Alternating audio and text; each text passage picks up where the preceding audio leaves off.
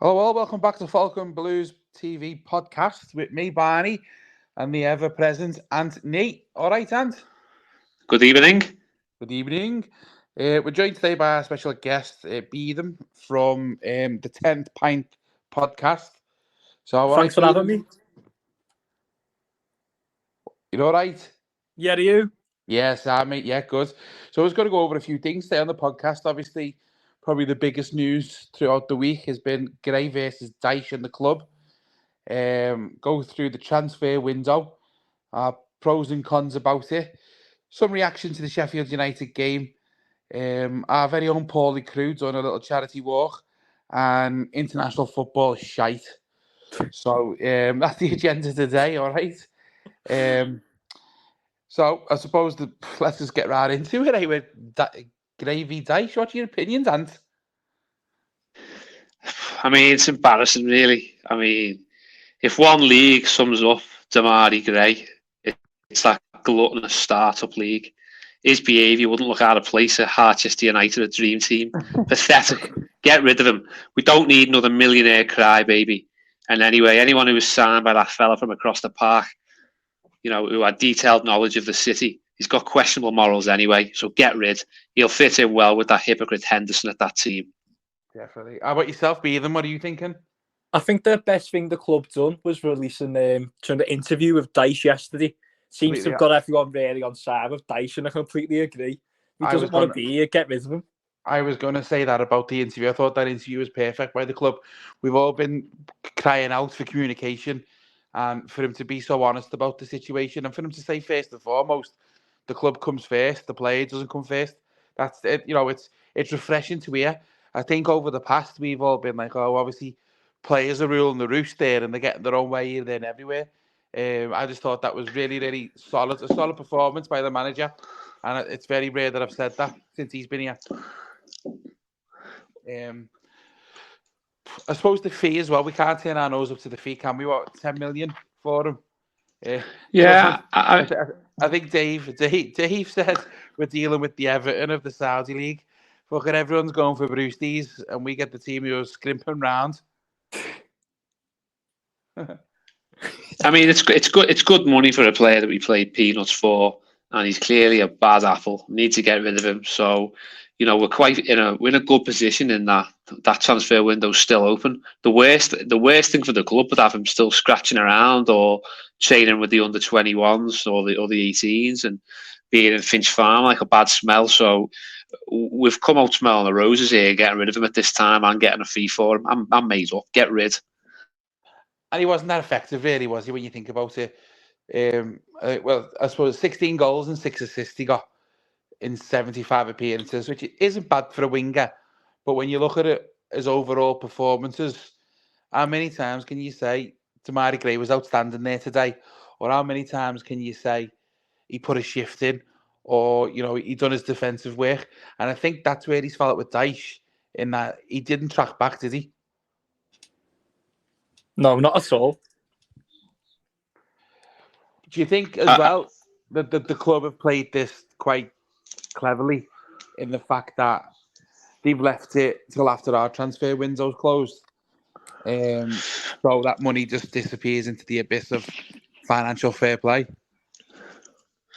I don't think I could ever accuse our club of boxing clever or doing things well when it comes to FFP and profit and loss and sustainability.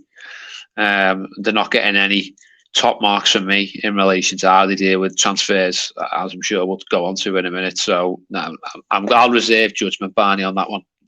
What do you reckon, Beatham? What do you think? To be fair, the one thing I'll give club praise for is, to be fair, I don't deserve any praise really, but the fact they've sold him to Saudi and not to Fulham, because I think Fulham will be down there with us this season. You don't want to be selling to a rival, because at a stage it looked like he was fairly nailed on to go there, didn't he? Yeah, he was. Yeah, I mean, there were rumours saying that we'd secured that we'd verbally agreed a 12 million deal with them, wasn't there? Yeah, saying that we did sell a Wobie to Fulham, didn't we? So I was just about to say that to you there. Do you think selling a Wobie was a mistake, or no? What really pissed me off about a Wobie is that, you know, when all the players do all these fucking, when they're in training and they have that random question and they always say who's the most skillful player, and they always used to go Wobie. Not once did I see that man go past the fucking player, you know. Not once. I never seen him use any of his fucking Uncle JJ Koch's flair either. No, to be fair, the one criticism I'd have is like, I can't believe we haven't used the money to get in like a replacement or like, because I think we've been crying out for a creative midfielder myself, and I thought we had used that money to go and get one, but again, it looks like the club's just pocketed that money, doesn't it? They've balanced it, yeah. They've balanced the books. That's what I think. And you know what? To be fair, you've got to take your hat off to Thelwell and Dyche in a way, because if they were told this transfer window, you've got to get deals where we're balancing the books, otherwise we're going to be absolutely fucked. And if you look at our spending, you know, we've got officially on this year's financial plate or whatever you want to call it, we spent £2.6 million. That's because we've got Jim Ritchie on a DFS, fucking never, and we've got Beto on a DFS, buy now, pay later. So you know you got to take your hands off to the deals being done and the deals being sold as well. Gordon, Iwobi, Gray, more pays off the books. I know we're still paying towards his loan, but in all, it's not something where we can all be absolutely chuffed over and going fucking fantastic transfer window. Financially, probably an absolute brilliant transfer window. Player wise, shite. Yeah. I mean, they've spent 12 million on an unproven kid from a farmers league. It's a massive risk. I know you're saying we haven't paid it down, but it's not really a gamble that we can afford to be taking at the moment. As you've said there, bank holiday deal Beto looks like prime 1994 Duncan Fergus at the moment, so I'm well up for that. Signing an injured Harrison, well done Everton, don't need to say any more. Dan Juma, Dan Juma's a snake still, Barney, after what he pulled in January. He needs to score a few more goals so I start liking him. Yeah, you know what? I think he's kind of won me over, you know, a little bit. I think his work rate goes unnoticed, I think. And you know what, though, Ant? You got to, you know, in January, look where we were, fucking 4th, 5th from bottom, 2 points off the relegation zone, all that malarkey. And then Tottenham coming off and saying, yeah, we're still in the Champions League. Come and have a few games for us. Come and do something for us. Where are you going to go? I just think the way he done it, having the photos he's taken, you know, I mean, he's a snake, mate. That's why he goes that celebration, to remind everybody that he's a snake. Don't get away from that. I mean, while we're talking about the transfer window, like letting Mina and Cody go and not getting anyone in is absolute madness. And don't get me started on that Notto saga. I mean, we talked on the first game of the season on the podcast that he was more or less done and dusted. I mean, it feels like a reverse Damari Gray, like a Notto one, doesn't it? Yeah. That's crazy, isn't it? And I think, especially now it's come out, Branthwaite's got a minor pre-arranged surgery. What? I mean, how long is he going to be out for there? Pick a Christmas. Have you heard anything on that, Beatham, how long he's going to be out for? No, not at all. I swear, Michael Keane must have a deal with the devil, you know. He's just always fit there, late and ready to start, isn't he? Do you know what? I was listening to TalkSport today, and in the car when I was going to pick the girls up, and they were talking about the next England manager, and I was half debating just to phone up and say, Sean Dyche, just so Michael Keane doesn't get another fucking game for Everton Football Club. I mean, you can't question Sean Dyche's loyalty, can you, to a fucking player? Good God. Must be his son or something. Yeah, Dad already does excellent favours in the changing room after everyone's gone. You know what I mean? I just can't get over it. I can't. You know what? He obviously must have been a decent centre half a few years ago, and he had that one good 6-7 months under Carlo Ancelotti. Just after he banged his head, and he got that concussion, someone must have told him, "Listen, you're Maldini, you know that. Just fucking go out there and you're Maldini. Your name's fucking Maldini. Never mind Michael Keane." And then he got another bang to the head, and he reverted back to being Michael Keane again. Need to bang his head again. Tell ya. Or someone bang his knees so he can't run.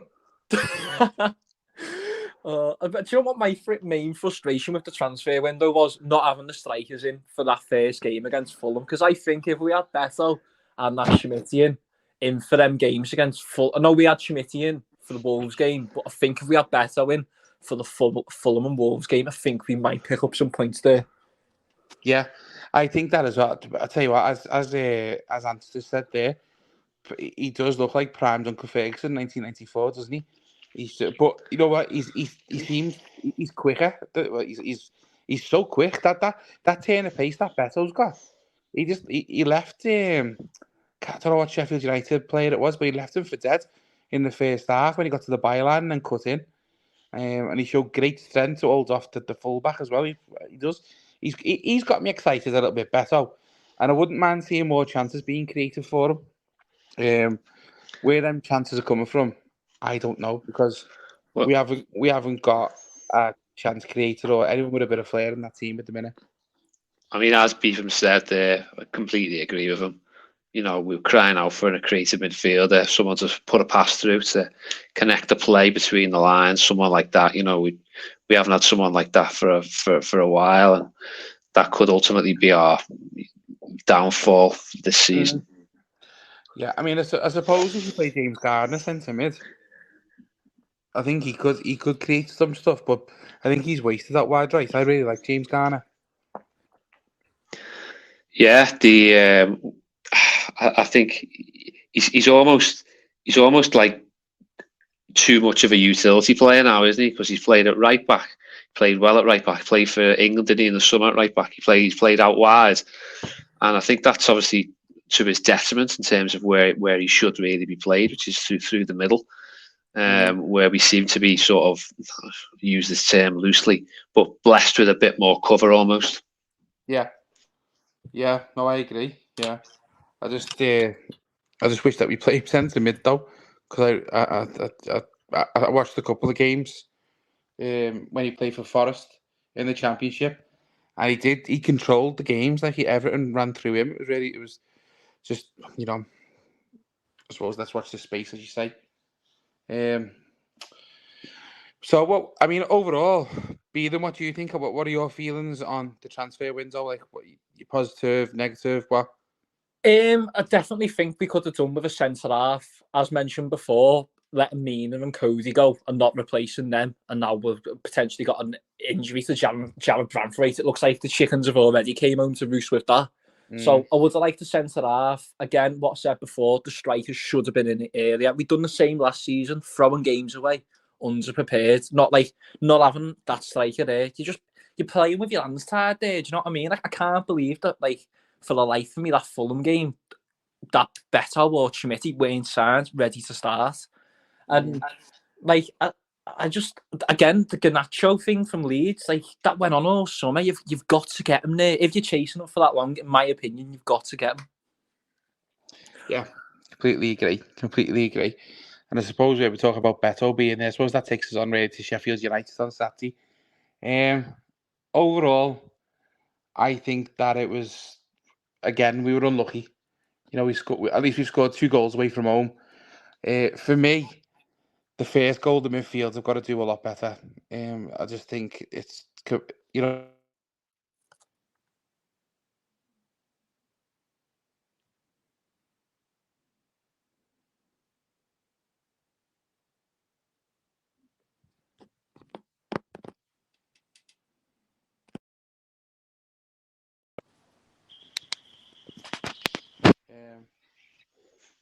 Yeah, he's just lurking on the edge.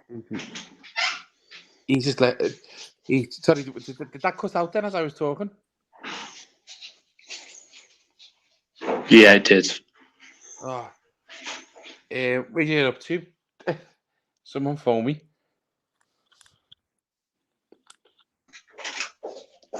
Yeah, I was just basically saying that first goal, I think that the midfield's got to do a lot better. You know, the balls come across the centre half has done their job by holding the striker up, putting us back to goal, and then that camera arch is just on the edge of the 18-yard box. And I think James Garner, just a Garner guy, and Onana were all within 10 yards of Archer who scored, and they're all just looking at him. I think that the midfield's got to do a lot better. Second goal, one of them things, can't do much about. Maybe close the shot down a little bit more. And why did Patterson go absolutely legging it into the middle of the park? I'll never know. He's not started very well, has he, Patterson, to be honest with you. I think the international breaks come at the correct time, so he can just almost press reset, I think, and, go away with Scotland and hopefully come back a bit refreshed. And Seamus Coleman coming back to fitness will probably also help him on the training ground, someone to sort of look up to and, model professional. And, Seamus's position and all of his legs has always been relatively sound. So hopefully he can maybe kick on like he was showing a bit of promise last year. But no, I think overall it was a good point. I think under Frank, we'd have crumbled there, cut second half, lost 3-4-1 maybe. Looking at Dyche's away record, it's not too terrible, so that might prove to be a useful point. Yep, definitely, completely agree. What do you think, Beatham? Yeah, I'd say, like, given the balance of the game, I'd probably say a point apiece was a fair result. But my mind keeps going back to that 4-on-2 we had with Danjuma, where all he needs to do is give it over at 1-0. But again, you can't look back really on that, like just that one moment. But sometimes I just feel like we've got to be a lot more ruthless.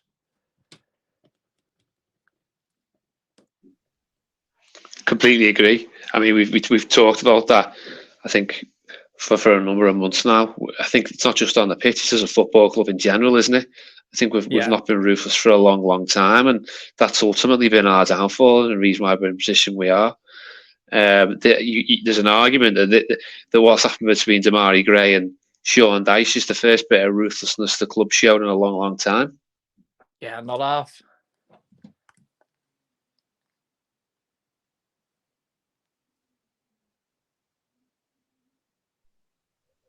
Barney, what about Paul Crewe? Something you need to tell us about him? Looks like Barney's dropped off. Well, as Barney's dropped off, I think Beatham, it falls to me to mention about Paul Crewe. I understand that he is doing a number of charity walks, or a charity walk, I think, is it around the Asda for Alzheimer's. I think, absolute marvellous. What a legend, hero of a guy, Paul Crewe. I've also heard that he's collecting for hard hats for local primary schools.